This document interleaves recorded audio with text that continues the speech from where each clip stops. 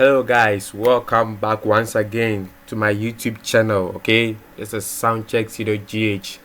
My name is Kenneth. Okay, and today I'm here with another video tutorial.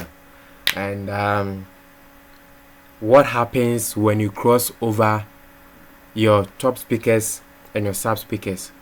So this is the video we are going to know, or this is the secret we want to know right now. What happens next? Okay, so to the people using this software called Smart, this is for you. If you are upcoming learning Smart, this video is for you. And to my engineers that don't know anything about system time alignment and optimization, this one too is for you to see what you have been missing out. Okay, so by starting this video, I'll just play it with you to right now. Just stop the video and subscribe to my YouTube channel. You are not doing well at all. You see, I spent time to make video, I upload it for you to get to know little tricks or certain things you need to know, and you are not subscribing to my YouTube channel, not even liking the video.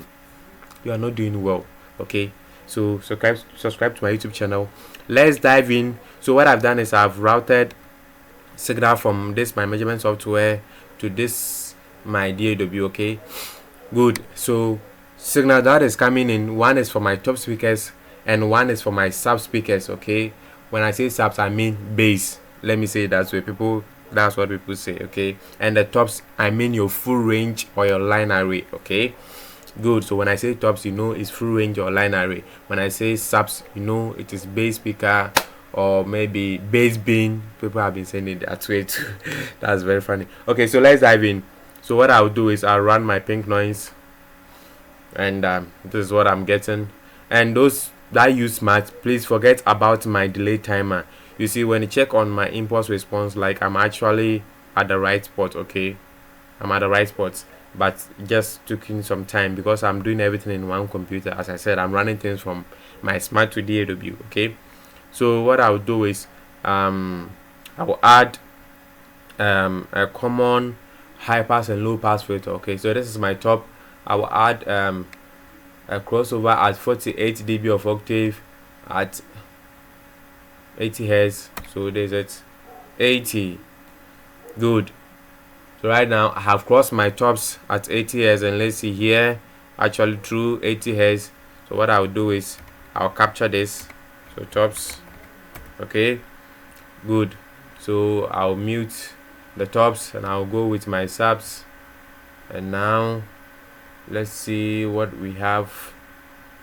I'll cross my subs to at 80 on 48 dB of octave. Remember we did that at 80 on 48 dB of octave. Okay, so this is my subs 2.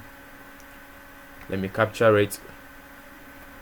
Okay, let me capture this subs. Good. So let me mute my pink noise. Let me change the color for the top so you can see well. So right now what happens next, I have this frequency selected here, and right now the thing is, when you close over your system, okay, it's not everything you think is right. Okay, certain things will be wrong.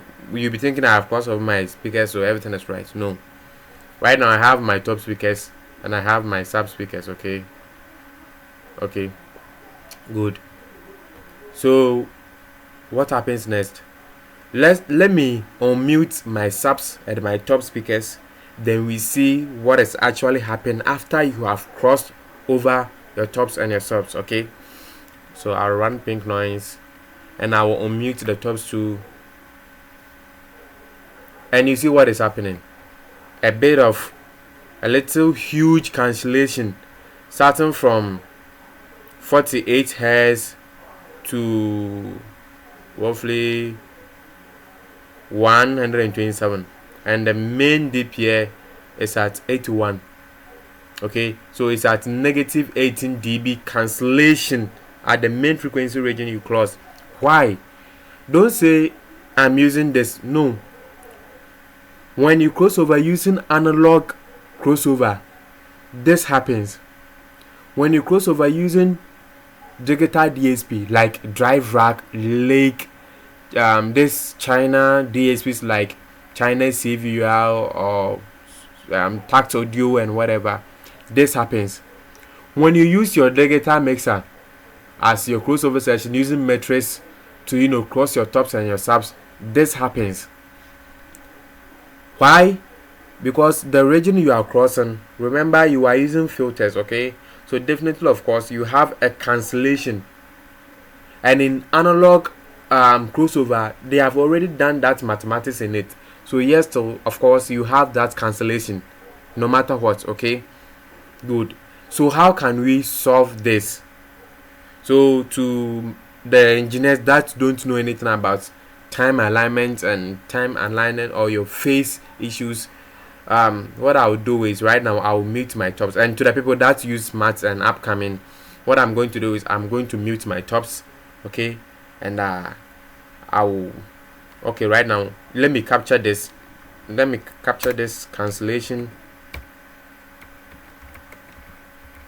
Okay, so right now I've captured this cancellation.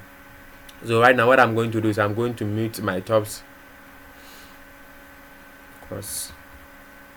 So I have muted my tops.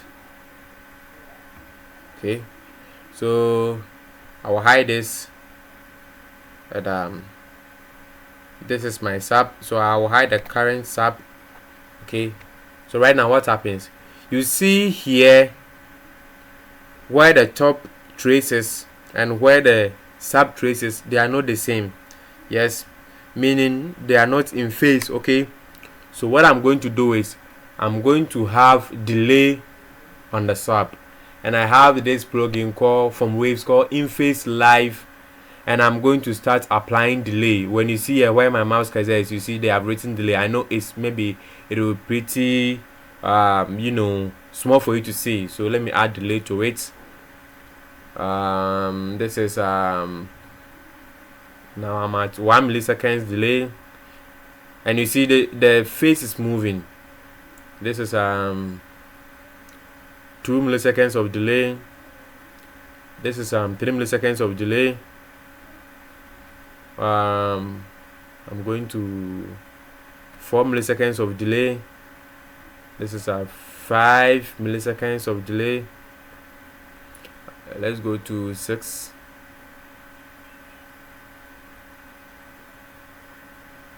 I'm at 6 milliseconds of delay. So let's see what happens. So you see right now, let me go like 6.5 or 6 point something.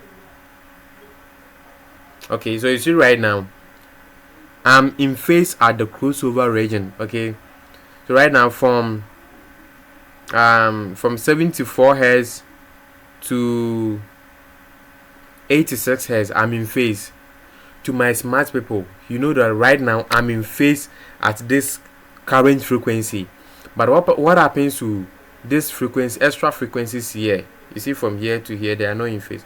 What happens to it?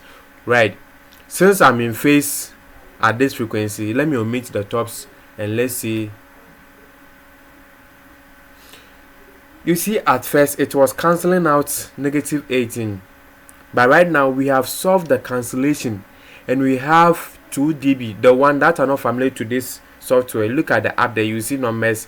You see right now you see 82.0 Hz, and you see a dB number that is roughly 2.8, 2.5 dB. But at first this is a cancellation. Let me bring that. You see the blue one, this is how it was cancelling out. But since we added delay to the subs, we have this increment. Okay, let me hide that. We have this increment here. So this is what you have been missing out. Okay, you won't expect to place speakers there and just cross over and expect them to work. And in some scenarios too, if you don't even cross them, yes, so they won't work together. Okay, it's not because of you have crossed them, but in some scenarios you won't just place speakers there and expect it to work. Okay, right now to my smart people, let's dig in more. You see right now, although I'm in phase at 80 Hz, okay, but I'm not actually in phase at other frequencies. Let me mute my tops. but I'm not actually in phase with this frequencies here. Okay, so let's unmute the top and let's capture this increment that we just had. Okay, so delay increment, we end about 2 dB, right? 2.5 dB. Okay, so I have saved this. Okay, so let's mute the tops, and now it's the subs again. So what happens? Should we add more delay to the signal? Let me hide this. Should we add more delay to the signal or what? Well, let me add more delay, then we see what happens. 7 milliseconds, 8 milliseconds, 9 milliseconds, 12 milliseconds, 13 milliseconds, 14 milliseconds, 50 milliseconds, 60 milliseconds, 80 milliseconds, 90 milliseconds, 20 milliseconds. And you see, still, like, what we have is just the phase is still steep here. They are not actually in phase. Okay, so what can we do? Okay, what I will tell you, the upcoming engineers that are using smaart, is it's not everything that needs delay in some scenarios. Okay, so let me turn my delay all the way off. Okay, you see this top speakers here, trace here, you see it's currently, let me select the tops, it's currently out of phase. Look at the phase numbers, 168.2 degrees Celsius out of phase. Okay, so we are almost half cycle, that is, we are almost half cycle off phase. Okay, so what do we do if we are almost half cycle? Remember, any DSP or any digital mixer or even analog crossovers have phase polarity switches. Okay, so what do we do? You can just reverse the polarity of that let's say the sub, okay, or the signal that is off. So right now I have this polarity switch here on this delay plugin that I was using. I think it will be too small, but look at where my mouse cursor is. Okay, so right now I'm going to activate this delay, the phase polarity here. When we say phase polarity, when we are saying we are reversing phase polarity, meaning we are shifting the phase of that frequency 180 degrees. Okay, 180 degrees, meaning half cycle. Okay, so let me activate it, and you see right now I am perfectly in phase. Okay, let me take the polarity out again. There is it. Right now let me add the polarity in it again, then we see, and yes, of course, we are perfectly in phase. Okay, we are perfectly in phase. So this happens. So right now let's unmute the tops. Yes, so right now we will have this extra frequency here to, you see we have a little dB increment. Yes, of course, because here all was cancelling out and here all was cancelling out, and you see we have a little, look at the dB numbers, start from 0.23 0. Yes, meaning we have solved all these plays. Okay, we have solved this place, but at first it was really cancelling out this, but now we have this increment in the system. Okay, so meaning we have solved this issue using polarity.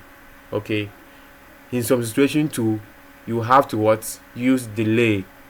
Let's say DBS drive rack PA have only delay, they don't have polarity switch. Okay, so for that one, unless you time align at that given frequency, that is 80. Okay, but if you have phase, most of the time you can just delay and you flip the polarity as well. So it depends on what is coming to the system. Okay, it depends on what is coming to the system.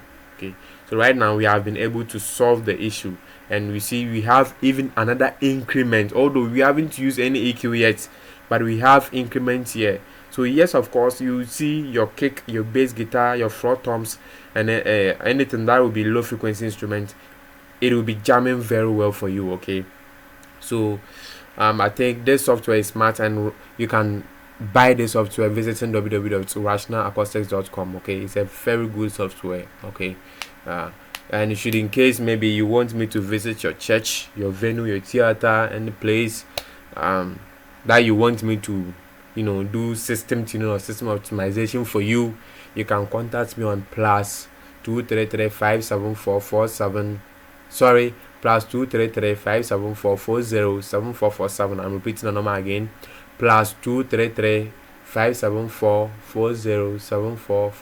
Okay, this is your guy Kenneth again, and you see, I'm all about bringing things up that maybe your mind is not there, that this is causing problems to my sound system or my PA system. Okay, that is all what I'm doing.